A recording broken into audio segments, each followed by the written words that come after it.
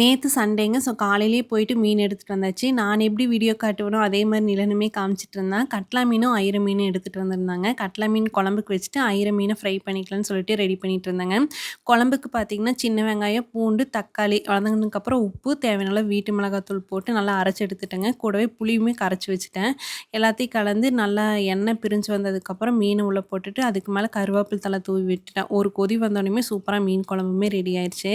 Fish ஃப்ரைக்கு masala நானே அரைச்சு ready பண்ணிட்டேங்க. சின்ன வெங்காயம், பூண்டு, இஞ்சி அரைச்சு எடுத்துட்டேன். அது கூடவே பார்த்தீங்கன்னா, மிளகாய்த்தூள், தனியாத்தூள், பெப்பர் தூள், அரிசி மாவு, கார்ன்ஃப்ளவர், உப்பு இதெல்லாமே கலக்கி வச்சுட்டு, நம்ம அரைச்ச விழுதுமே உள்ள சேர்த்துட்டு, லெமனு, முட்டை, கொஞ்சமா எண்ணெய் இதெல்லாமே சேர்த்து நல்லா மசாலா ரெடி பண்ணிட்டேங்க.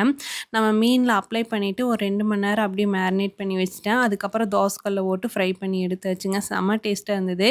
அப்புறம் கூடவே பார்த்தீங்கன்னா, பச்சை புளி ரசமே வச்சுட்டேன். சுட சுட சாப்பாட்டோட பச்சை புளி ரசத்த ஊத்தி, அது கூடவே சைடில ஃபிஷ் ஃப்ரை வச்சு சாப்பிட்றப்ப டேஸ்ட் அல்டிமேட்டா இருந்தது. உங்களுக்கு இந்த காம்போ பிடிக்குமான்னு சொல்லுங்க. பிடிச்சதுன்னா வீடியோக்கு ஒரு லைக் போட்டுருங்க. நாளைக்கு இன்னொரு வீடியோல பார்க்கலாம். பாய்.